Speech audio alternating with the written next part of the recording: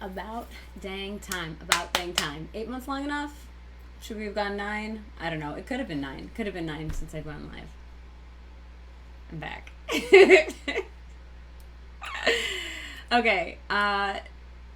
This has been super, super fun too. I don't know. First of all, let me address it. I don't know why I haven't been on live to do live video on Facebook like I used to do pretty frequently, like semi-regularly. I just got into a lot of programming and client work, and I was having fun with that, and I just kind of maybe forgot or something, and I started missing it. And so the conversations that I've had lately in my monthly coaching membership, and the questions being asked, and the conversation around different social media platforms, I was just kind of like, I want to play with Facebook right now.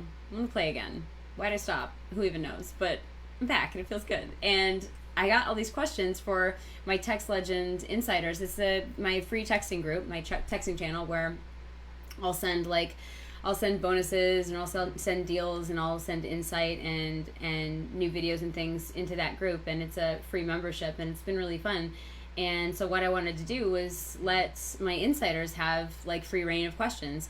I'm in a branding season right now, having just completed branded, like the 4-day free masterclass that I did, and then Brilliant Branding that's coming up next week, which is my full-blown branding course. And this is like what I always do. Like, I mean, branding is like some of the juiciest, most fun thing that I do. And so these questions as it relates to branding, like they're coming up like crazy, and I'm like, I want to hit this. I want to hit more of this so that more people have access to these answers, and then the live can stay up and everybody can get their answers. And these are answers that are going to benefit everybody. Like, the questions were so good and thoughtful and vulnerable and awesome. So we're going to do it, and I'm actually going to get my feed up so I can see things and see comments and play with you. I miss this part so much. I can't wait. Okay. What's happening in my life? Come on, Facebook, you can do it. All right. Jill, hi Jill, how are you doing? So good to see you. Okay, so let me get the first question up that I love so much. Okay. Right, yeah, okay, so when I am, okay, this question, so these are anonymous, so I don't know who's written these questions in here, and it doesn't even matter. It's not important if it's attached to a certain person or not. So so it's not like I'm going to be addressing a certain person. I'm just addressing the questions. But the first question was, also glasses are good. This is going to be a strain if I don't. Hello, filthy as usual. When I am promoting my courses specifically on social media, how much reaching out and sending personal messages do I do? Okay, there's kind of several questions in this question. So first of all, good question. So I'm gonna say this. When we phrase our questions like, how much should I do? How much do I need to do? How much do I do? It's a matter of like, there's no right answer. There's like, you could listen, you can ask people, what's the calculation? Like, what is the ratio of text messages or DMs or whatever that I need to send in order to be effective? You'd be asking people who do that for a living, only that, and who typically have less concern for the deep relationship and connection than what my audience and friends usually desire for their business. So when you're asking that, you're going to be pulling from the memory of having been taught or instructed in a certain way, where it's like, you got to DM this, you got to follow up this, you got to da-da-da-da-da. And so, and you have to post a certain number of times, and you have to go live, or you have to do this, or you have to do blog posts, or you have to affect your SEO, or you have to like send reminders, or you have to do text, email. Like, it's like, oh my gosh, what do I do? Where do I start? How much is enough? And which is going to be effective or the most effective, right? So it feels like where's the strategy and which strategy is the right one. But what's true is that when you're promoting a course on social media, specifically, because this question is specifically related to social media, how much reaching out and sending personal messages do I do? So let's start here. Let's flowchart this. Like, do you or do you not have a personal brand that you can say is built on relationships? Because they're not always built on relationships, and it's okay if they're not. Like, I don't want to, there's no shame in not having personal relationships in your business. I choose to have that. I choose to be connected to the people that I work with. I care deeply. I love it. I enjoy it. I'm woven into their stories. They're woven into mine. Like, it feels right. It feels good to work this way. But a lot of people, like, especially if you're selling products, a lot of people are like, well, I love knowing that my stuff is helping people or making them happy, but I'm not connected to them in a relationship sense because I don't know them very well, and they don't get in a relationship with me. They transact with me, and there's nothing wrong with that if that's the relationship, right? If that's the understood expectation between both parties, buyer and seller. But when we're talking about personal brand that has service as the backbone, then it's typically going to be, I want a relationship. And so let's start there. If you want a relationship and that's the brand that you have, then what feels right? If you're talking to a friend about a whatever, like an outfit, a movie, a vacation, like if you're talking to them about struggles in relationships or something that happened with the kids or whatever, like home projects, whatever, and you found like a solution to something, like how would you talk to them about it? Like, what's comfortable for you? Because if you take away the money piece, like just take away the money piece, and we're not talking about selling anything, we're just talking about helping people, then how would you do it with your best friend? Like, how would you tell her that, oh my gosh, I found this new like drywall technique, for instance, and you can hire somebody to do it, but you could do it yourself too, but like, let me tell you about it. And I know that you just had your son punch a hole in the wall by accident when he was trying to like be a wrestling star with his brother. I don't know. But this is a really good technique to use. It's faster than what I think you were doing before, or faster than what we were taught growing up or whatever. And she's like, oh, cool. Yeah, totally get that to me. I'm busy with the kids right now, but I will get to that for sure if you send that to me. Just make sure you send that to me.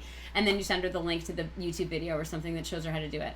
And then you talk to her later, like 2 days later, and you're like, so how's it going? Oh, did you do that thing? Did you patch the drywall? Did you use that video? And she's like, oh my gosh, no, thank you for reminding me. I didn't get to that yet. I do want to watch that. And if you're like, I sincerely want to help this woman, and I know she's busy and things are chaotic, but like I will check back in with her tomorrow just to see if she watched it, because I know she wants to do that.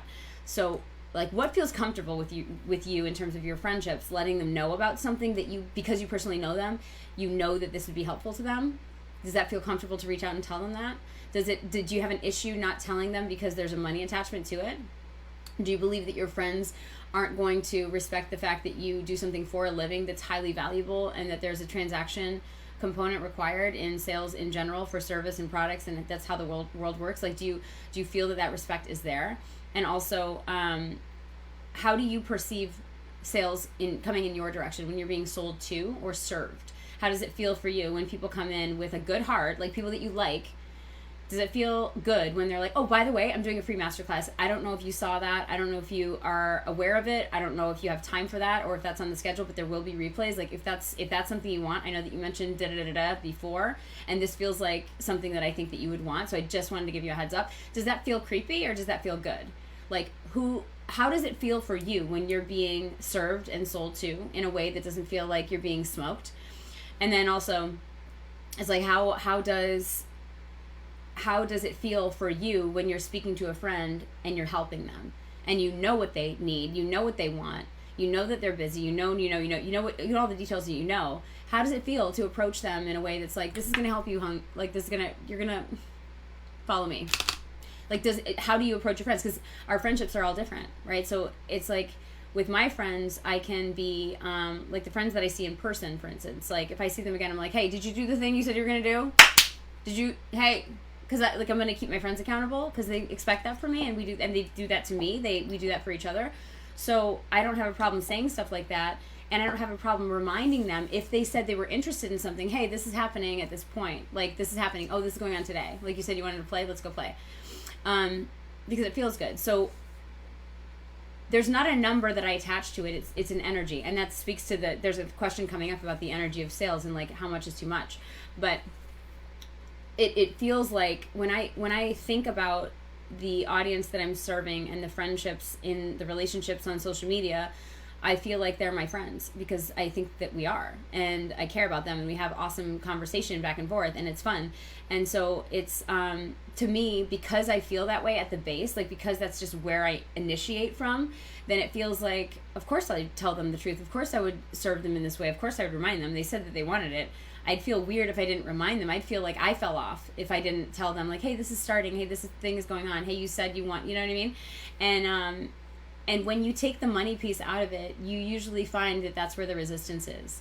Act like a normal person as long as there's no money involved. Like, I'll act like a normal person if I don't have to think about what I might charge people. The second I charge people, now I'm like, ew, how do I act like a normal person, right? That's usually the piece for a lot of people that makes it kind of funky and makes it weird. And when we take that piece out, when we don't act weird, they don't act weird about it, right? So I think that's the answer there, is like, you don't have to send private messages at all. You don't have to do DMs if you don't want to. But does it feel good? Like, are you okay to receive it on your end? And then the follow-up is, I know it's not a blanket response, and there are some people who will come to mind to reach out to, so I do. And that's beautiful. Like, that's beautiful. That's how you do it. It's more about making the social posts more effective with maybe who sees them or where I post them. Okay, so when it comes to social media posts, and who sees them or where I post them, it's like, this is another piece that I'll bring in the energy to this. And let me just grab the tab. Ah, Angie! Hey, Julia! Ah, Esther! Oh my gosh, yay! This window was frozen. It was like, well, not frozen, but like hidden, so I didn't see it. And yay! Hey, Blondie! I love you, Pookie! Oh my gosh, I'm so happy. Okay. So this is, like, look at this. Like, look at this. You guys are like, hi, Esther. Hi, Angie. Like, you guys are talking to each other because you know each other. Like, it's so much fun to be friends on social media. It's, like, real. Oh, my God. How did I boycott this for 2 decades? Anyway, so the energy required for, like, what were we talking about? Hi, what were we talking about? I want to play with my friends again. Where are we? Okay, so it's the social media posts. They're effective. How do I do that so that more people see them? That it's effective. I don't want to waste my time doing a post or doing a live or doing whatever, and then not being able to have that be effective. Like, that's horrible. Like, because we're on purpose. We're excited when we're serving. We're so lit up. Like, we don't even think about the money when we know that we're helping. Like, right? Like, that gives us juice. It's so fun. And so we don't want to waste our time on social media. How do we make it more effective?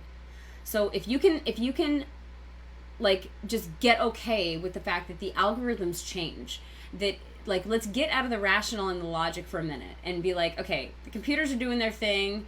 Science and AI is like, whatever, I don't understand. Ones and zeros, la la. Thank you for, like, doing what you do, but I don't get it. Okay, great. Well, it's going to change anyway. We don't have to really understand it all the way, because what's more potent than anything, no matter what the algorithm says, is that doing what you feel excited to do is always going to bring you the better reward. So if you are excited to talk about something, and it's like, oh my gosh, you gotta what? You gotta do what? You gotta tell who? Like, what are you excited about? Like, when something fun happens to you, when something exciting happens to you, when a surprise is going on, or you're like, oh, I gotta tell who, I can't, I gotta, like, what, that feeling of, like, urgency, of excitement and urgency, that feeling is all you need. And then attach that feeling to, because that's the indicator, is like, is this gonna be fun or no? And so that feeling is like, when you get that feeling, I wait for that feeling. I don't post unless I have that feeling. I don't write something, I don't go on video unless I have that feeling, because it'll fall flat. Like, that's, if I track anything in my business, F the algorithm, I track my energy against my results. That's what I track. And I don't track it until it's all done, because it'll shift the energy if I go in and look at how things are doing, if people opted in, if people sent, if they're, like, what's the open rate, what's the click-through rate. Like, I don't look at the metrics until I war room everything after the fact, and then look at what happened, so I can analyze logically, rationally. I can bring that masculine energy to the business, because while I'm in it, I'm in feminine mode. I have to be led by the instinct of, like, this feels really good. So I start with I'm excited to talk about this, and then which platform feels good. Like, I mean, I'm here. Like, Facebook just felt good. Like, I was like, I want to be on Facebook and play with my friends again. Like, why haven't I been doing this? And so I went here. Like, I could have gone live on YouTube. I could have gone live on Instagram. I could have done 100 things, but I did this because this felt right. And I never second guess it when, you know, the gut instinct that you have for anything. Like, when is it proven you wrong? When you get a gut check and things are, like, not 100%, but you're like, I don't know, I'm sure it'll be fine. famous last words. It'll always not be fine at some level when you get the gut check and it's like, So it's what feels good. So it's, you post in the energy, you write in the energy, you show up in the energy of like, oh my gosh, I can't wait to get this out. I just have to get it out read. Like, it's coming out no matter what. Like, I'm either going to say it or I'm going to explode and I'm going to like just spontaneously combust and then somebody's picking up this mess. So how, like, are you excited like that to talk about something? Are you focused like that? Are you intentional like that? Because it's not always the energy of I'm excited. Sometimes it's the energy of like, they need to know. Sometimes it's the energy of like, I just got a serious download about this and I never saw it this way, but I got to share this. And sometimes it's like, things are somber. I need to be in communion. Like, I need to clarify. I need to, like, it's different energy. But when there's like a rush behind the energy of like, this has to come out, that's when you know it has to come out. And I don't force content. Like, I won't create content just to create it. It's got to have energy behind it, or I won't do it. Because when you do have that energy behind it, the energy of, I don't give it, this is coming out. You don't think about what people are going to think about it. You stop worrying about the judgment and you show up as you. And we know that the authenticity piece of showing up like you is always the thing that's going to connect you back to the people who belong with you. And that's the thing that makes us feel safe. So that's the kind of energy that I'm talking about. And we worry that if we don't do enough, if we don't have enough repetition, if consistency doesn't look a certain way for other people's standards or whatever we've been told, that like we're failing and it's not going to work. But I've seen over and over and over again, myself, clients of mine, like friends of mine, lean back and do less, but always have more intention with the things that they are doing and make way more. Like that's the exponential more and the quantum more that we're talking about, like when we hear those words. So it's more about making the social post more effective okay, so that's what we read. Anything around energetics behind that would be helpful. Okay, perfect. So we hit that. And also, if you're on here, whoever sent this, if you're on here and you feel like sharing, or if you feel like clarifying, or if anyone has a question about that and you want me to go deeper, I will. I sometimes have the feeling of not doing enough or knowing what else to do to fully market my stuff and have people register. Thank you so much for this. You're so effing welcome. And so, okay, so last thing I'll say about that, unless anybody has anything else, is that the feeling of not doing enough is a very, it's a fear-based feeling, right? It's a scarcity mode. It's like, what can I do? I need to do more. This isn't enough because I don't trust that what I'm bringing is satisfactory. I don't trust that my heart, my information, the sharing is worth it. And that, like, so many times, like this, every time when we have a stop block, when it's fear, it's a matter of self-worth. It's like, unwind that, go back to the beginning. Like, why do we feel like it's not worth it? Do we really trust our material? Yeah. Like, do we really trust that we can experience it, we can speak from it, and we know what we're talking about, and that we really care to serve people, and our heart is there for that? Yeah. Okay. Then is the fear what? That you're not going to be heard and received well? Why? Because do you have a history of that? Like, is that the story that you're telling yourself based on a history? Is that the voices in your head from people when you were growing up or whatever that is echoing in your head and reminding you that you're not good enough? That's not true, but like you hear it. Like, what is the story there? Because the truth is, when you get high on something, like you really don't care what other people are thinking. Like, I make this reference all the time. Like, when you have a baby or a new puppy, or like you graduate university, or you're 6 and you have a birthday, like, everybody's going to hear about it. I'm sorry, you don't want to hear about it? Like, look at my baby. And they're like, we've seen 100. And you're like, yeah, you haven't seen this one. It's perfect. And they're like, pretty sure I've seen a baby before. And you're like, not this one. And they're like, all babies literally look the same. Like, they have moderately different skin tones sometimes, but like, they're just babies. They don't even look real. And you're like, have you seen, like, look in the baby's eyes though. Have you seen this baby? And they're like, ma'am, I just ran into you in aisle 6 and I'm trying to get bread. I don't know if this is what you think this is. And I'm like, this is my 4th baby. 4 perfect babies. Just think about that. Take your bread. Get out of here. Like, we don't have a problem talking about it. Like, oh my God, I graduated. People are like, who cares? I graduated 20 years ago. They're like, I graduated anyway. Like, we talk about what we're excited about. We don't fear anything. We just come out and say it. And we don't care. Like, you can make fun of us and we're like, F you, I'm high on this. This is great. Like, new puppy, look at this new puppy with its big bloated belly and its sweet paws and its puppy breath. And some people are like, I hate puppies and I love cats. And you're like, oh my gosh, like, you should go to therapy.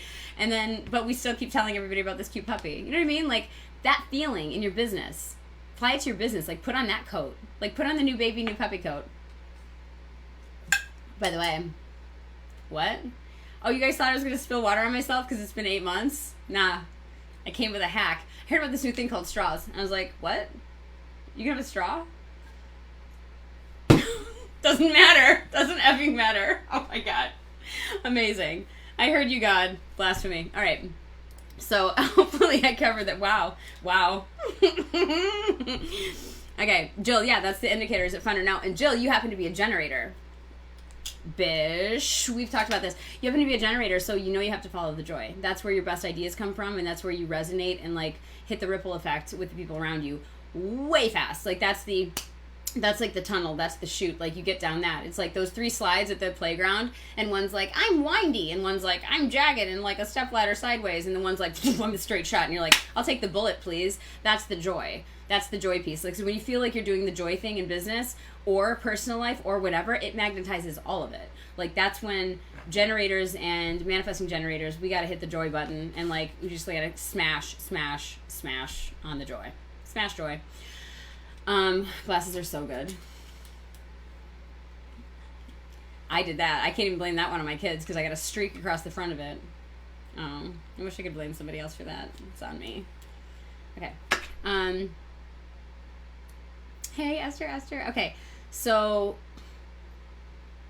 choose this. Yes, so good. Hey, Angie. I almost posted a video yesterday because it's been so long since I have posted authentically, but I wasn't excited about it, and I didn't. Yes, that's it. Like, when you hear yourself saying, like, oh, I need to do that, that doesn't sound like joy. That sounds like punishment. That sounds like a teacher's like, please hand in your papers on the pack, right?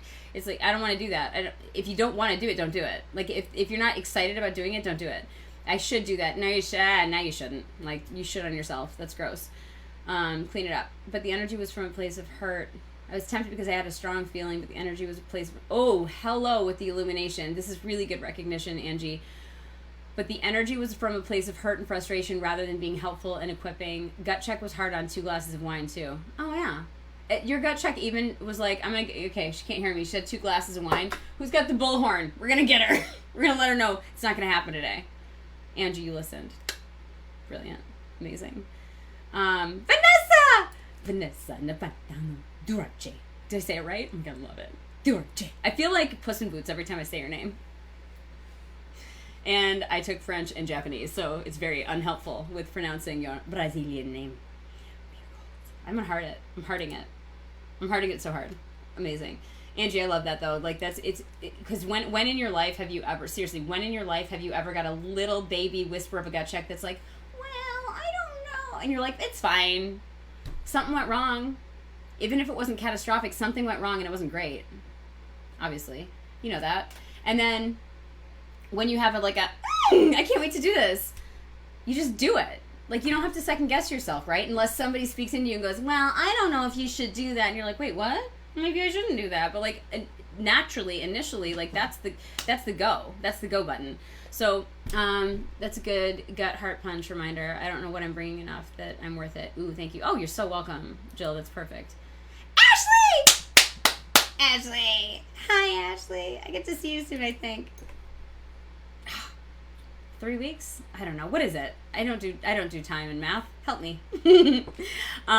Do less in male energy, stay in high feminine or female energy, and then do yes. Actually, yeah. So okay. So for here's the next question's up here too. So it said, I hear you talking about feminine and masculine energy, and I've done a little bit of research, but I feel like it's a hard concept to grasp. Can you please explain what you mean about feminine and masculine energy as it relates to your business? Yes.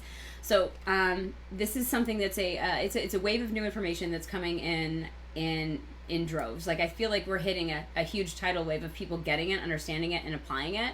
And it's not a new concept, but it's I think the terms and the verbiage that is being used around it is being used in different ways where we can like kind of compartmentalize it and apply it ourselves. So masculine energy, if you think about it, it doesn't have anything to do with gender. It has everything to do with the energy that you naturally bring to the table, what feels natural for you and what feels good for you.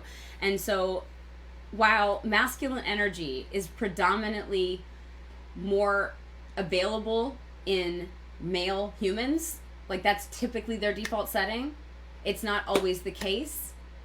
Just like when we talk about feminine energy, usually females, born female, are going to exhibit more natural feminine energy. Okay, so what's the difference? The difference is male energy is a doing energy. It's an action energy. It's like the tasks, the logistics, the scheduling, the to-do list, the when you get things done, when you're actively engaged in making things happen, that's masculine energy. Women have it, but that's what we get things done in. Mothering, being a mother is masculine. It's masculine energy. We're managing, we're scheduling, we are reminding, we are correcting, we're disciplining, we're organizing. Like that's masculine energy. That's a whole lot of doing. We slip into pieces of the mothering that are feminine when we're nurturing. That's the feminine portion of mothering, is the nurturing. And that's the lean back, like relaxed, holding, hugging, speaking love into, being patient with, like listening, calming, like being joyful, playing. That's feminine. But there's most of the mothering that we do is coming from a masculine energy. It's masculine activity. So as it relates to business, like what are the two different things? So masculine energy is obviously, like I said, the task work and the action items and the making the emails, planning the stuff, getting, like me going live is a masculine thing. It's like that's masculine energy, to do the thing, to present, to show, to share, to teach, to be out, like that's masculine energy. So the masculine energy is required. And so some people will say, like, oh, it's too masculine, you're doing all this masculine, you always have to be in your feminine. Not true. Like, you can't always be in your feminine. You need that masculine. Thank God for it. Like, thank God we have that. And thank God we have masculine men who take on the masculine load that they take on, because they built the world. They are, if you look through history, through all cultures, the men are the ones that are the builders. They make the world. Can women do it? Yes, they can. Can they contribute? Yes, they can. When you look at the biologics of everything, it's like men are built for this, and they also have the desire to do it, right? Like overall, generally speaking, they have the desire to do it. It's like that's what this energy is good for. And so the feminine energy in business is more like, all right, so if you're going to show up and do this masculine stuff and you're going to do the action, then you get to lean back and wait. You get lean back and receive. Women are receivers. Women are nurturers. Women are community builders, and like by say builders, I mean like relationship makers. So we make the relationships in the community, and the lean back energy is the receiving. And look at it in terms of nature, and it's like the flowers are just sitting there being like, pollinate me, and then the bees are like, all right, and they go and pollinate. Like the flowers are like, we're super feminine about it, we'll just receive. And then biologically, intimately between man and woman, who's receiving? Do you know what I'm saying? Like, this is, we're not meant to chase. We talk about sperm and egg, like who's doing the work? Like, women are receiving, the feminine is the receiver. It's not weird, it's just the way things work. So like trees too, like all plants, foliage, they're like, I'm just gonna hang out, sun, give me what you got, water, feed my roots, I'll do the rest. I'll just like, it'll just happen. Like that's the feminine. So it's like when people put offers out there, when they do promotions, that is the masculine energy in creating that, in talking about the offer, dialoguing with people, following up in chat, like answering the questions that people have for you. And the receiving is just expecting that the things are going to come, not assigning any like timeline to it or any amount or any expectation aside from like, I did my job and I'm happy and I'm set, and whatever happens is good. It's this or something better. That's all feminine energetics. So that was a really good question. I'm gonna hit the chat too because it's life giving. I can listen to this answer on repeat all week. Do it, Jill. I like that. You could be like Andrew, the DJ, and just put my voice on like a dub mix and then just play it back and repeat it like it's some kind of a club beat. And that was really fun. That was really super weird but fun. Oh my gosh, Andrew, there you are. Can confirm, high on something, don't care. And that's when it's fun. Like, and you see, like, Andrew, in your content, when you do that, like, you can tell. We can always tell. It doesn't matter who it is. We can always tell when somebody's high on their stuff and they're like, oh my gosh, they're having so much fun. And I don't care what it is. You could be an accountant talking about like credits and debits, and if you're into it and you're having fun with it, I'm like, I love this. I'm watching. Sandra, why are you watching this? I don't know. It's fun. Like, it's fun to watch people have fun. Like, it's intriguing. It's magnetizing. We want more. Like, please give us more fun. We're grown-ups. Most grown-ups don't let us have fun. We want to have fun. I'm in the practice of playing in my feminine energy more and more in business and in life. Yeah, and I can't wait to see like all the different ways that you're seeing benefit, Jill, because you're really applying quickly. Puppy filter, Esther. More effing joy. Let's do that. Take the bullet, please. Magnetize it, love it. Yay! Smash joy. Smash! Little girl noises are a good thing. Giggling and skipping, feeling, right? Yeah, that's what it is. It's like, wee! Masculine is the doing energy. Gosh, I love when you guys do this. I love when you do this. When you, like, quote back what we talked about. Because sometimes I black out. I'm like, what did we say? I don't remember. Let's see if I can keep it in my mouth this time. Boring. Feminine energy is the nurturing, the feeling relationships. Yes. I'm so glad that helped. Yes, that's important. It's really important. Too often we're led to believe feminine energy is weak, and nothing could be further than the truth. Men, Vanessa. Like, oh my God, feminine energy is so unweak. Like, I love this when truly masculine men will call this out often, and gosh, it's cool to be around men like that, where they're super aware of their own energy, and they're like, I don't want to be like feminine, and I don't want you to be masculine. I just want to be allowed to do what I do and not be shamed for it. And women are like, yeah, we just want to be able to do what we do. I don't want to be you. I don't want to be as strong as you. I'm not trying to like bulk up, whatever, like do your thing. I just don't want you to take away what I can do. Right. And that's so having that equal exchange feels really, really good and empowering. And when those kind of men are like, oh my gosh, women are so much stronger than us emotionally, like spiritual, not necessarily spiritually in a way of like faith, but like knowing themselves and trusting their intuition and having a deeper wisdom that they feel like we have. And it's like, that's so respectful to hear that from a man, is like, you're good at that. I seek counsel from you. Like, I want feedback from you. I want to hear your opinion. Like, there's power in it. There's strength in it that I don't have. And so give me all the stuff and I'll see if I can organize it in my masculine and pick the best choice as a leader in the way that I need to do it. And it's like, yes. So men that can see it too are also like speaking praises about women and their feminine strengths. Like, we're supposed to have both. Hello? Like, we're supposed to. It's great. They're both great. So yeah, feminine energy is unbelievably powerful. It's amazing. So we have related to the feminine energy and selling, I bought your sales masterclass, Heart and Sell, and that program opened up a whole new world in sales for me. Yay!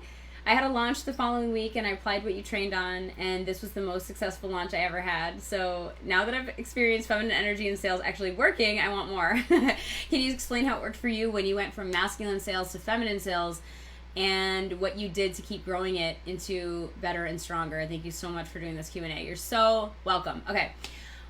Can you explain how it worked for you when you went from masculine to feminine sales? Okay, so because I've spoken before on how I was like trained up in the world of very, very masculine sales and corporate sales in like international business. So the masculine sales, to identify the difference is like, those of you who've been in these courses with me, like, you know what I'm about to say, but I'll say it again. It's important. Masculine sales, being trained by a masculine approach, an old school approach, still currently activating in the world. There's a paradigm for this. People do this. It works for them when they like it. It works for them when they like it. It works really well. When it works for them and they don't like it, they're stressed out and they're going to hit burnout at any point. Like, at some point they will. But masculine sales is cold calling. Masculine sales is calling on a list of people that have been touched at some point, and that you're just warming them up and checking in. It's a lot of follow-up. It's DM cold. It's DM warm. It's blasting links out. It's sell no matter what. It's less relationship typically, not always, typically. Less relationship. And it is, it's a lot of hustle and more, and volume, and more, and more, and more. And the feminine approach to sales is offer when it feels aligned, offer when it feels good, price it where it feels right, follow up or don't, trust and expect to receive without expectation of time or how much or who or how. Just know that like whatever's coming for you is the best way that it's going to come for you. It's either this or something better. You can count on it. To a masculine sales trained man, this sounds insane. To a masculine sales trained woman, this sounded insane. I'm like, oh, cool stats. So you're telling me that you're going to feel your way through this? Sounds like a really good strategy. That sounds fun. how's that working out for you? And they're like, actually incredible. And you're like, excuse me? What do you mean by incredible? Actually, 6 and 7-figure business earners are doing this like all day long, and they would never go back to the other way. Pardon? What now? So when I found out that that energy is actually the strategy, and I don't have to do masculine sales anymore, I was like, oh my gosh, how does that look, right? So it's a matter of, and it's more than I can get into in a live video because there's literally, I have programs on it. But what it is the, and now I have a song in my head. What it is, okay. What it is knowing that your offer is solid and good, and that you're behind it with your whole soul, and that you can't wait to get it out. It's got to get out. And then it's pricing it in a place that it feels really good. It's like, does this number work or does this number work? That number doesn't feel good. How about this number? Closer, I guess. But what about, ooh, that's the number. That feels right. What's your data behind that? I don't know. Don't care. Well, what does market research say about those number sequences? I don't care. Really? Well, it seems like it could be priced higher than other people's products if you're comparing against your competition. What's competition? That's not real, and I don't care. It's that. It's the, like, knowing that it felt good, and that's all you have to trust. It's knowing, did you get the good gut check? Yeah? Okay, then you don't second guess it. It's the showing up with the energy that feels really good and powerful, reminding yourself the whole time, like living in the experience of, I made this thing, this program, this offer, this sale, this one-on-one experience, this mastermind, micromind, this whatever, that this has got to come out. I'm so excited about it. You stay in that energy the whole time. You don't think about, what do I have to do next? What should I do? How many numbers do I have? What is the click-through rate? What is the open rate? Like, where are we at with the sign-ups? Where's the registrations? Like, has any money come through yet? Like, no. You don't, like, none of that. It's, how does this feel? Does it still feel good? Am I connecting with people in the right way? Am I stayed focused on the purpose of this? Like, why am I doing this at all?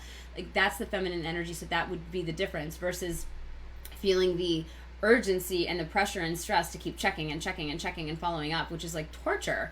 And it brings the energy immediately down, because then you're coming from a place of fear, which is in the amygdala center of your brain, the fight or flight zone, which takes away all your intuition and inspiration. Like, it shuts down the prefrontal cortex. You can't actually access that stuff that makes it so golden when you sell. This stuff is, this is baked into the neurological wiring of how we operate. And when you have a certain, like, preset of energy ratio, like masculine versus feminine, if we've got 75% feminine, let's say, I don't know what the ratio is, and nobody knows, and 25%, let's say, is masculine for me, then it's uncomfortable to operate in 75% masculine. Like, that's not my ratio. That doesn't feel right. I feel off kilter. It doesn't, like, nothing's gonna come out as much me, right? It's gonna be like, she's cool, but like, versus the people who are meant to be with me that are like, oh my gosh, we're best friends. And I'm like, yeah, of course we are. Let's go play. Like, that's the difference. You see it in the result of your client communication and your relationships. So that's a really good question. And then, what did I miss here?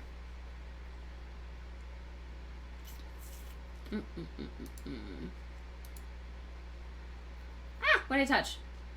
A button that I shouldn't. Synergy. Yes, Ashley, that's a beautiful way to say it. It is synergistic. It's like, all of those things have to feel right. Like, if you feel your gut check stop you at any point in the conversation, and this is like, but with brick and mortar people, oh my gosh, we talk, my clients who have brick and mortar, all of them have online approach to business in some way, whether they're selling their products online or where they've got like a service suite that's available online outside of their brick and mortar. And it's the same thing. It's like, no matter what type of business we have, like whether it's my doctors, my retailers, whether it's my online service providers, my professionals like lawyers, bankers, whatever, like no matter who it is, they're dealing with humans. So that's why this stuff is the same across the board in terms of our experience. And it has to feel synergistic all the way along from every touch point, like from how you communicate with them. Does this feel good or not? DM or not? Email or not? Like in person or not? Networking events or not? Like it has to feel good. And when it doesn't, you go, then what's the other way? Like, what's another way I can do this that'll feel good? And so, yeah, heart-minded, Esther. That's a great way to say it. I love that. I don't care. That's exactly how I price training I'm doing in London this summer. Yeah, you did. Do you have company going to London with you, Vanessa? I'm just checking. DM me. I need details later. Okay, sorry. Appropriate and inappropriate. Seriously, why do I even bother taking these glasses off? Because the glare hurts my eyes, and they're filthy again. Who let me out of the house? You're still in the house. This is awful. I need like self-wiping glasses. Does anybody have those? I need like a windshield wiper on it. I feel like Inspector Gadget has something like that for me. I should call him. Okay, marketing. How do I make a full brand a full branding kit in Canva? Hello. Full branding kit in Canva. Oh yeah, these are still horrible. Thank you for your patience and my disgusting lenses. How do I make a full branding kit in Canva? What are the standard materials do I need to have ready? Beautiful. Okay, so when it comes to the branding kit, what Canva has there is if you haven't seen it and you go on Canva, like I'll pull it up right now. Not that you can see it, but I can see it. Haha. Okay, I'll talk you through it. So when you do that, there's a section for branding. And what you can do there is you can select your branding colors, like the brand colors that feel best for you. It's called Brand Hub and Brand Kit, brand templates, brand controls, but Brand Hub is the thing. And I don't know if you need a premium membership or not. Either way, you click on that and it takes you into a brand kit section. And you can add a new brand kit. And why do you have more than one option? Because some people do this for other companies. Some people market and brand and do these. They have clients that they do these for, so you need separate brand kits. Or if you're like me and you're doing I have my own brand, and then I have programs that I self-brand in the programs. Like my programs are all like, if you think about an author who's writing books, that you have different covers for every book, right? Like different even if you have a series, they're typically slightly different or a different color. And so that's how the brand kit works for me, is that I'll have like a program that's branded in a certain color scheme, and you can add the font, you can upload the font that you use or pick from Canva's font, and you can select the colors that feel good to you, and they lay them out together so you can actually see, do those things look good or not together. And I'm going into heavy branding in Brilliant Branding that's coming up next week. That's my full-blown program that's got like 6 modules of like, we're creating your brand start to finish, like from scratch, everything full together. And then so you'll see like the different brand personality types and like the archetypes and the colors and the why and what the color psychology does and what we're making people, like inviting people into thinking and all of that. So the brand kit helps you do that. The templates allow you to create basically the brand cut sheet of colors, of fonts. You can see it all in one place, and different call-outs that you'll use, or different graphic images that you can use to support the actual brand. And this is helpful for when you're creating your brand, so that not only can you know this brand well and see and feel the communication behind the images, the colors, and the fonts, and how that speaks to the people in your industry or in your market. But then also when you have a VA or you have a team that's in person, either way, or you have a contractor and you want to give them information about your brand because they've got to build a website, or they're helping you with a blog, or they're coming up with a new logo, or they're doing whatever with your website, like they're updating a piece of it or creating a landing page or whatever, or they're doing materials for a promotional product. If you can just give them a brand cut sheet on what your brand, like which fonts you use, what's the heading, what's the subtitle, what's the supportive text font, like what are those 3 different things, what are the colors that they use, primary, secondary, and highlight colors, like all you have to do is email them that thing, and they're like, oh, I got it, I'll take it from here, and they'll know what to do with it. You don't have to get in a call, you don't have to do a meeting, you can literally just share, or you can add them as a contributor in Canva, and they can play off of that. So that's a really fun option on branding through Canva. Makes it really, really easy, and they just keep evolving their tools for us as creators, which is really fun. So what are the standard materials do I need to have ready? What I would say that you need to have ready for your brand in order to roll it out and speak to it is, number one, the brand understanding. Like, do you know who your brand is? And pulling it back to like the Branded 4-Day Masterclass has all of that in it. Like I think the free access ended last week in the middle of the week, but you can buy the Branded 4-Day Masterclass, and you also get it as part of the Brilliant Branding full course. Like, you get lifetime access to both. But in the branded Masterclass, talked about what you need in terms of before the colors even come in. Is like, who are you? If you're a personal brand and you're marketing as a personal brand and a service and or product, whatever, online, but it's marketed as you, like Sandra Hasley & Co. It's me. This is me. Hey, hi, what's up? Then what do I stand for as a person? Because my name's on it. So what do I stand for? Where's my integrity? Where's my character? Like, how do I behave? How do I act? Is my word good? Like, what kind of quality products do I deliver? How do I speak? How do I dress? How to present myself in real life with real relationships that I've like seen and touched, right? Like, how do I be in the world? Take all of that and pop it into the container of your brand. So you don't have any incongruency. Like, you are going to act as you effortlessly through your brand, though. It's like putting on a different outfit. It's like, this is what I'm wearing today, but like metaphorically, I'm going to put on a coat and I'm going to be Sandra Brand. But before, I'm like just Sandra person. Now I'm Sandra Brand. But I do the same things because that's how I act in real life. And anybody that knows me knows that I act exactly the same with clients and programming as I do in real life. And it makes it very easy because I don't have to put anything on. I don't have to put on a show. I don't have to act a certain way. I don't have to remind that I'm like, oh, I'm in this environment now. I don't have to switch it up. So it's very easy for people to be able to trust my energy and my character and the way that I communicate. They know what they're going to get because I don't switch. So knowing that and having that's the first thing before you even get into the brand components, like the elements of your brand, which are like the material elements, the colors, the font, the package style, the graphics, the way that those things work together and how they're presented. The language that you use, the way that people feel based on the images that you show them, the inspiration level that your brand brings, knowing that really full will allow you to then like feel, you'll feel it, it'll light you up in a certain way that you're like, that's the brand, that's my brand. Then when you go to think about the colors, like my best advice for the colors is really just like, what are the colors you live around? Like, what are the colors that light you up and make you feel like you? In terms of a logo, I don't think that it's changed. I think that logo colors are still like, it's ideal to have 1 or 2 colors, max 3, but having a logo that's more than 3 colors is kind of like, it's most of the time, like once in a while it's done well, but most of the time it's like, it's just too much, it's too busy, and it's hard to scale. So you think about where you're going to put this logo. Can you put it on a t-shirt, a billboard, a pen, like a sticker? Like, it's got to be able to be scalable, shrunk, and enlarged in a way that you can still see it and it maintains the integrity of the image. And so having 1 or 2 colors max is best. Having like the blended, oh my gosh, what's it called? I'm losing it. Like an ombre effect of the graphic where the colors are bleeding into another color. That gets really messy and it's a little bit dated. It was a trend. And so when I see that, it's kind of like seeing a Nautica jacket from like 1994. You're like, I know where that's from, but it's not current. It doesn't feel current. So there's something to be said about the classic.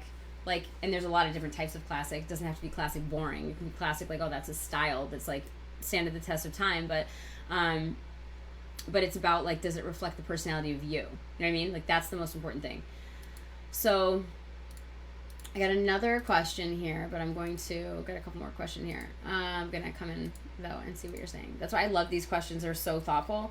Hey Lisa, welcome, darling. I know, I love playing in Canva. It's super fun. Super, super fun.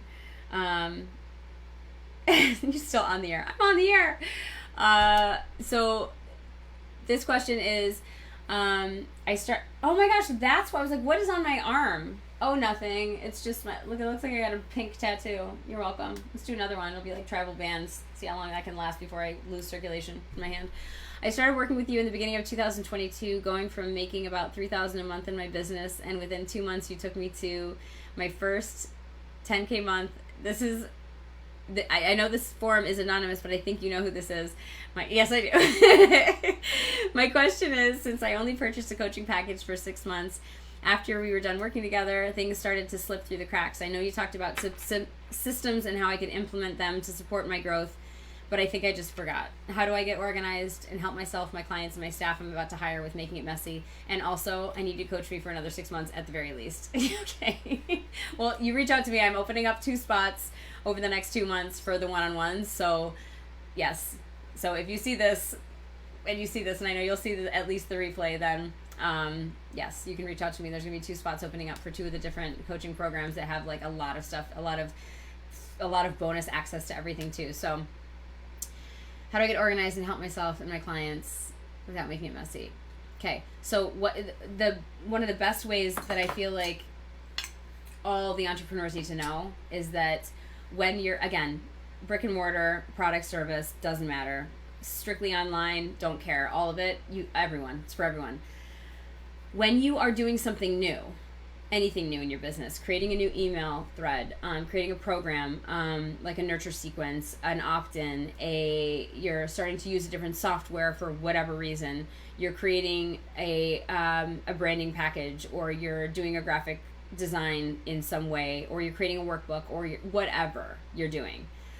Greeting the staff, having the phone calls, putting people through consultations, like anything you're doing, document it as you're doing it. Document it the first time you do it. Here's why. Obviously, we need some SOPs, right? Standard operating procedures. They're super, super helpful. You think you're not going to need them as a one-man show, if you're a one-man show, because it's like, I don't know, I'll get to that later. Like, why do I need it now? I don't even know when I can hire somebody. That's death to us, because when you grow, you'll have more responsibility, and then this will be just another task, and you'll forget. What did I do next? And then what? And then what happened? It will slow you. Like, everything comes to a screeching halt when you have to retroactively create SOPs. Do it as you're doing it, because as you're doing it, you're literally saying, here's what I'm doing. And one of the ways I do that is, as I'm creating something, I'll have OneNote open. And OneNote just happens to be very easy to do this. It's a place where I tend to organize a lot of my information. And it also has a really, really good, really smart pickup for translating voice to text. So I will transcribe my voice on that, and I'll say to myself, like, whatever I'm doing, like, step-by-step instructions. I'll say it out loud, and it'll go right into the OneNote, and that's part of my SOPs. So this is how it was done. Why?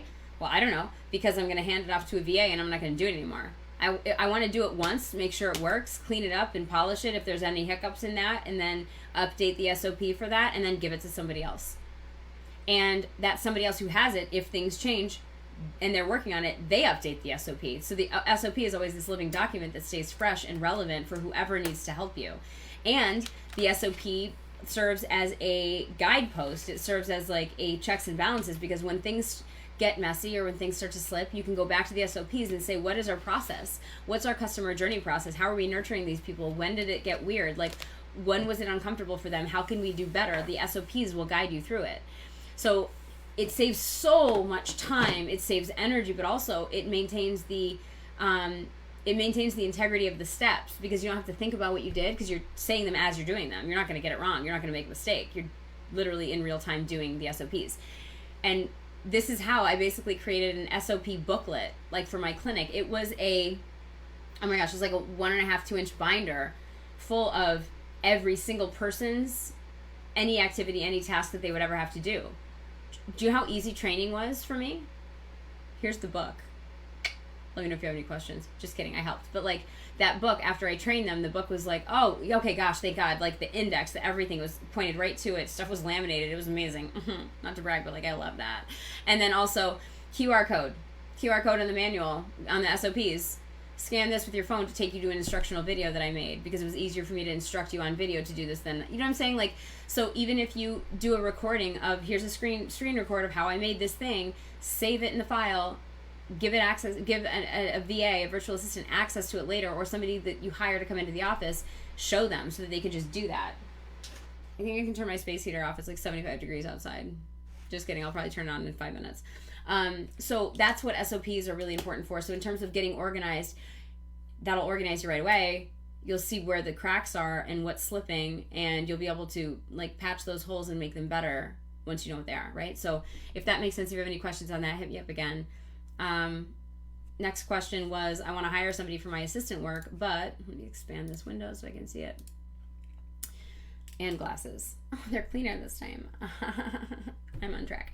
I want to hire somebody for my assistant work, but I historically suck at hiring. They end up leaving, or I get fed up with their inept nature. How can I prevent this in the future and still get a good hire and a satisfied working environment baked into the culture of my growing business? Okay. So with hiring, it's going to be, there's always going to be one reason that you don't have who you need in the position that you're hiring for. If you hire somebody and they end up sucking a little or a lot at what they do, not as a person, but what they do, then it's your fault. It's your fault though. And here's why that's amazing. Because when it's your fault, you can fix it. And you didn't do it on purpose. You didn't do it on purpose. You never. Why would you ever do that? You didn't do it on purpose. You just didn't know what you didn't know about the hiring process. because we feel desperate sometimes to hire people because we need the help, and so we're like, this is good enough. Good enough is the death of like every step of any business gone bad. Like a good enough is like the precursor to a failed relationship, to failed health, to failed like identity. Like good enough, it's like good enough is gross, but we do it when we feel desperate, don't we? And I've done it. I did it in my clinic, and I was like, yikes. Now I can see how much energy that drained from the entire culture, how frustrated I was, how annoyed I was, how resentful I was. Sandra, that was your fault, because you hired somebody that wasn't the right fit for that thing, and you felt like that was the only person that you could hire at the time. Did you even try, though? Probably not. You probably didn't. I didn't try as much as I could have. I didn't access. It was like, oh, this is good enough, and I'm too busy to worry about it, so I just won't. Well, you underestimated the importance of hiring the right person, Sandra. So then say you hire the right person, and you're like, no, I jive with this person. This person's really cool. I love them. Hire for cool. Hire for cool factor. Your cool factor is whatever you think it is. Like, if you think that they're a cool person and you like hanging out with them, that's the litmus test. We start there. You don't hire somebody that's like really good at their job, probably, but like they're kind of annoying. Oh, please don't. Like, save them and save yourself and save everyone in your office. Oh gosh, or the team virtually. But you hire for like, do I like them? Are they cool? And then also, can they do the job? Okay, cool. What if you hire, they're cool, they can do the job, and then they kind of suck at the job? What happened? You happened. You didn't train them right. You didn't give them support that they needed. I'm speaking to myself, by the way.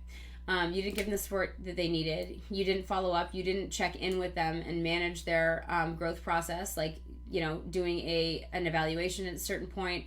You didn't ask to see if they had any other questions or any ideas about how they could improve their position or things in the office in a way that they see it. Like, you didn't lead them, Sandra. So if they suck, it's because of you. You either hired wrong or you coached them wrong. You either decided, oh, my SOPs are good enough. And this actually didn't happen after the SOPs anyway, but like, let's pretend. Like, oh, the SOPs are good enough. I made this like this banging just like training course for them, basically. Go on your way, do it. Not everybody learns like that. Not everybody learns like that. A lot of people have a lot of questions. A lot of people need to see it done. A lot of people don't trust themselves unless somebody's guiding them. A lot of people are afraid to ask and they don't want to screw up. Like, it's on us to do that work and to make sure that they are supported. And so when a hire sucks, it's our fault. Does that make sense? And what's great about that is that it's like, oh, if that's my fault, then I just won't do that again. Exactly. So it's not like it's happening to you by accident and you're like doomed and this is your fate in life, to have employees that like suck the life out of you and your culture. It's like, oh no, I actually am in charge of that, and I will make sure to look for this and this, and allot time to train them in a way that feels really good, and make sure that I'm hitting the components of, are you auditory? Like, are you visual? Or do you need to write it out? Do you need to hear it and see it? Do you need to do it yourself while I'm watching? Like, what kind of learner are you? Let me make sure that I address all of those different ways while I'm training, so that they can really absorb what I want them to absorb in order to do their job well, and then assess and then follow up with them, and then make sure that they are contributing their voice and their opinion into the work that we do, so that it gets better and everybody feels like they're valid and they are important and they're part of the process, and your culture starts really, really improving, and people start loving to come to work because they are appreciated, just by way of like, hey, what do you think about this? Like, we always think that, not always, but a lot of people will think that that, man, if I give my employees too much credit, they're going to expect more money. Why? They got hired for a good, like, I always paid more than market for my employees, like, always. It just felt right to do. So if I'm paying them a really good wage and giving them good benefits and in a really relaxed work environment that feels really satisfying, what fear is there that makes us think that if we give them more compliments or give them more credit in front of other people, that the first thing in their mind is going to be like, I deserve a raise? It's like, are we hiring entitled a-holes, or are we hiring human beings with hearts that want to be seen and heard and valued? Like, you know what I mean? So I think that it's a little bit that too, is that there's always going to be some kind of a fear or a misstep on the part of the owner, or the business owner, in terms of the hiring and culture, and that's what happens. So these are really, really good questions. I have my other question. Hang on. Lena, aren't they nice? I have, oh my gosh, where's my other glass? Oh, I have another pair of glasses. They're in my car right now, and they were, I think, 3 days old by the time the arm, stem, whatever, just snapped off. So I love them, and I've been wearing them like a monocle. I just like slip them on. I'm like, and I really want to just be able to do this with them, and like they would, but it doesn't work that way. So my birthday's coming up in August, and I would really like a monocle for my birthday, even though I absolutely need 2 lenses. I just want to be able to use one and stick it in your eye like one of those quarters, and you just like put it there and be like, oh. It'll make me look very, very intelligent, or the opposite. Hire for aptitude and attitude, train the skill. Exactly. Like, do we love? Because I want to go into work and feel happy to see the people I work with. And if I don't physically go into work anymore, which I don't, I virtually work now, I want to be able to receive an email or a communication, like a voice note or whatever, like from my team, and not be like, I want to be like, what does she have to say? What's she talking about right now? Like, I want that. That's what I hire for. So, last question was, what is brilliant branding? I missed it. So brilliant branding is the 6-day course, my full blown branding course. It's everything. It's literally creating your brand from scratch in a way that's fully you. This is personal brands only. Like, yes, you could take this and you can absolutely apply everything I'm doing for a brand that's not your own name. Of course you can, but we're doing different work. And like the branding process and rebranding process, especially rebranding for companies, is different. It goes differently. It works differently. The data's different. The reach outs are different. The understanding is different. The mindset's a little bit different. So personal branding for people in the business, online or in the world, this has been helpful for doctors. This has been helpful for lawyers. This has been helpful for the accountant, bookkeeping company. This has been helpful for clothing retailers. So it can still work with them, but this is really geared toward, the information is geared toward your personal brand and how you do that online. So six modules, full blown. You're going to have your brand done. It's going to be brilliant by the end of 6 days. And this is all about creating a brand that people can actually feel, because when people are connected to the brand, that feels like they are attaching their identity to that. They are proud of that. They want to be known along with that because it feels good. Like, help them feel, right? Like, if we're creating a service just to deliver the service, that is, yes, it's a delivery mechanism, but are we going to care about inspiring too? Like, don't we want to be inspired and like do the service in this world through our work in a way that lights us up and keeps us going? Because tell you what, like, I've done both, and the amount of energy and excitement and heart that is evoked when you have a personal brand that is brilliant like that feels brilliant. And I've gotten so much love from people, like from you guys, when you say things like that, like, oh my gosh, your brand is brilliant. I love your brand. Like, I know your brand. I feel connected to it. When I see images like this, I know it's you before I even see the text. I'm like, it's so good because it's feeling. Like, if I can make people feel, then they have a chance to understand and learn and grow, right? Like, it's so creating a brand that helps people feel in a way that you are serving and teaching and helping and supporting. Connections are so strong from that place, and that's where you have not just a growing company and a growing revenue line, but like deep friendships and meaningful work that you're really proud of and that you get up excited to do. And that's the difference, I think, between a company and a brand. There's so much heart behind a brand when you do it right.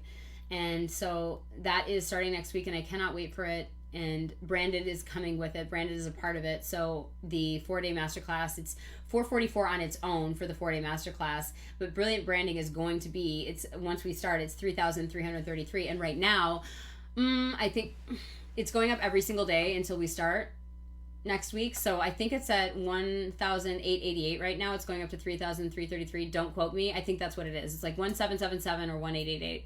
I can't remember, but lifetime access to both programs. So you're getting Branded for free, and then you're with the Brilliant Branding, lifetime access to both. It's full blown. So if you buy that, if you buy Brilliant Branding, you have immediate access to Branded. So you can start going on that work before we even start Brilliant Branding, which is good and brilliant. And then this is going to be not 6 days in a row. This is going to be stretched out so that you can actually apply without pressure and feeling like you have to give up this in order to do this. And as far as the annual Ascension members, whether you're a member with me for 6 months or 12 months, like wherever you are at in the process, if you're an annual Ascension member, you have access to this for free. Like this is, I mean, it's part of the membership. So this is going to be something like you don't have to do anything. If you're an Annual Ascension member, you don't have to do anything. You're going to get access to this. You don't even have to worry about it. So I've gotten some emails about that. Like, do I have to do anything? Do I have to sign up? I'm like, no, you got it. Like, you'll just get the email saying, hey, we're starting at this time next week.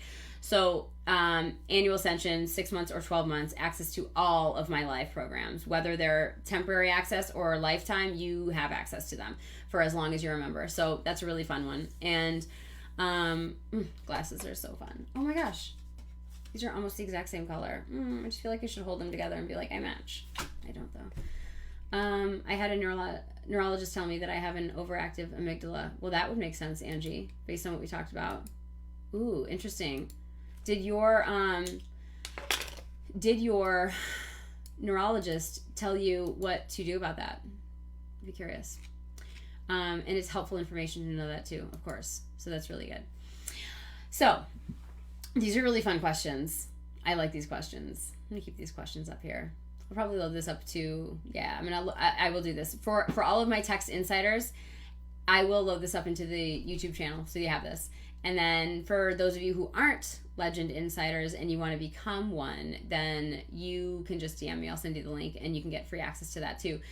That is where people get the better deals. People get the early access to the programs that I'm doing. Like Brilliant Branding, for instance, was $555 last week. Like it's a $3,333 program and it was $555 to start. And before that, for the people that were in my program, like I think the week before that, we were ending up a program, and because they were already in a program, I did like a pre-sale and they got it for $444.